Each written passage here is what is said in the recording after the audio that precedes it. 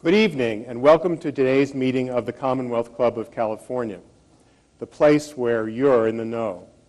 You can find the Commonwealth Club on the internet at commonwealthclub.org. I'm Alan Auerbach, Professor of Economics and Law at the University of California, Berkeley, and your moderator for this evening's program. I'm delighted to introduce my friend and colleague in the field of economics, Dr. Edmund Phelps. He was the 2006 Nobel Laureate in Economics and is the author of many books, including a new one called Mass Flourishing: How Grassroots Innovation Created Jobs, Challenge, and Change. This book examines modern economics and what makes nations prosper, and why the sources of that prosperity are under threat today. Ned Phelps teaches economics and is the director of the Center on Capitalism and Society at Columbia University.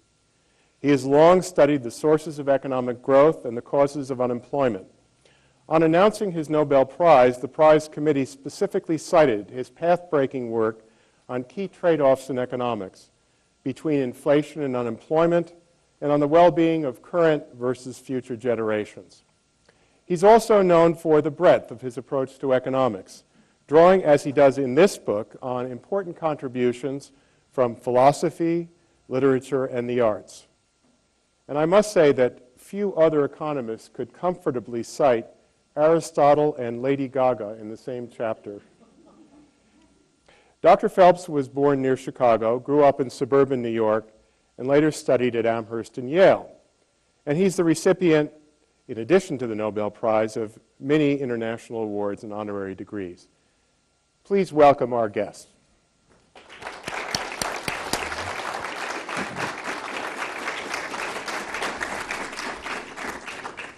Thank you very much, Professor Auerbach. It's a pleasure to be here to speak to you about my book, Mass Flourishing. The book is about the modern economies, as I call them, that arose in a few nations in the 19th century. Britain and America around 1820, later Germany and France. Economies that remained well-functioning to the middle of the 20th century.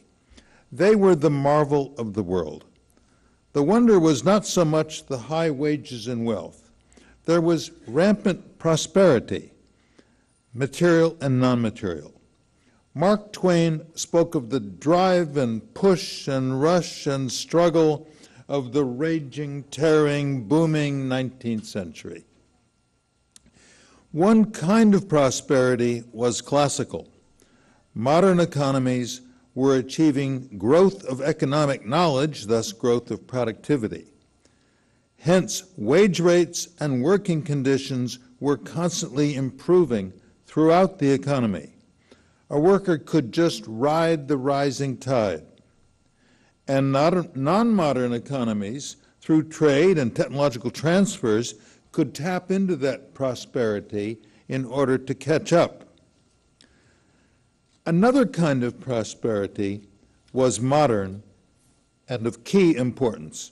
There were gains in one's earning power from one's new insights and skills, and gains in one's satisfaction from new experiences in one's work. These gains, material and non-material, are rewards of initiating and creating. They represent succeeding, or the term I will use, prospering. Non-modern nations could not tap into that prospering. Never before had prospering been within reach of large and increasing numbers.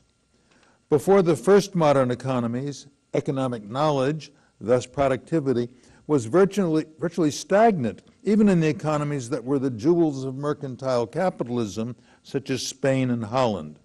The concept of job satisfaction was unknown. For me, the lone shepherd, bored by the routine and isolated, symbolizes that system. The new mass prospering was brought by mass innovating, though the historians spoke only of resources, efficiencies, and increasing returns to scale. In the stream of new methods and products, Some found adoption by consumers or producers, changing the complexion of the economy. In Britain and America especially, there was a welter of innovations, large and small, not just headline innovations.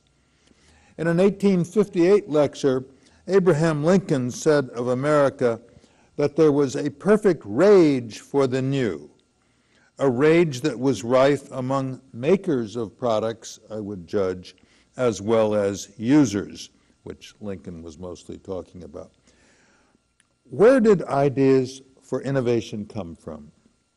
The German historical school and the young Austrian Joseph Schumpeter believed that innovations originated from a succession of discoveries by scientists and engineers who were generally exogenous to the economy, and the commercial applications of these discoveries by entrepreneurs. But the modern economies possess their own dynamism, the desire, capacity, and scope to innovate. This led to an outpouring of imagining, tinkering, testing, and trying out.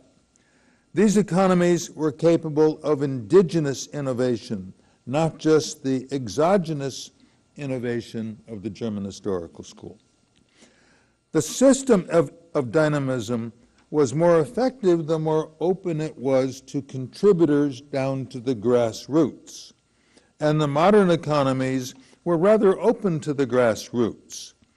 Human resources of initiative and imagination were being devoted to innovating, not just producing and trading. Dynamism ran high to the middle of the 20th century. No wonder there was mass prosperity. No economy before drew on the imagination of such a wide range of the nation's minds. This dynamism required entrepreneurs and financiers, of course, just as the sporadic innovations of an exogenous sort in the mercantile period did. Their judgment and expertise was needed.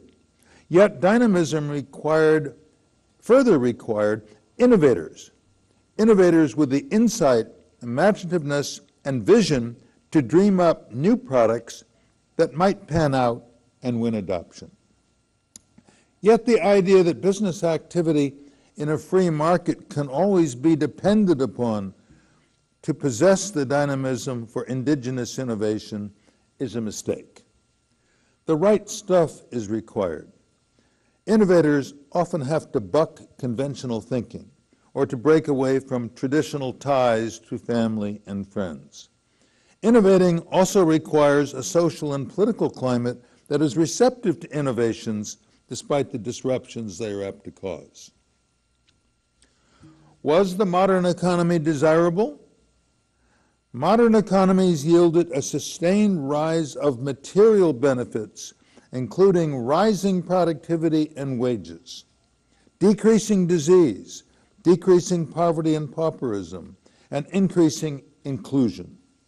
In the worst factories, workers had at least escaped the farm. The more radical impact of the new economies was non-material. They changed the very nature of life and work where they took root. There were experiential rewards from working on new problems, gathering insights, imagining and creating novel things, testing them in the workplace, and trying them out in the marketplace. And there were existential rewards of self-discovery and personal growth from journeying into the unknown.